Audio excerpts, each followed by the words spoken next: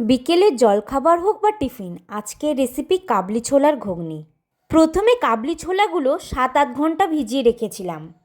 তারপর প্রেসার কুকারে 3-4টি সিটি দিয়ে ভালো করে সেদ্ধ করে নেব।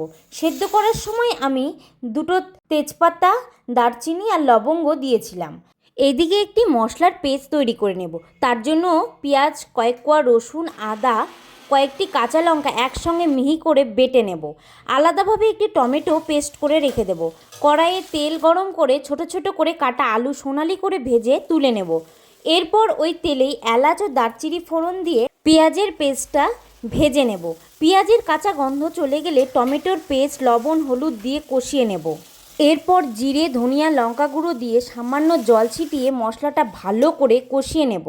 মশলা থেকে তেল ছাড়তে শুরু করলে ভাজা আলু আর সেদ্ধ করা কাবলি ছানা দিয়ে মিশিয়ে কষিয়ে নেব।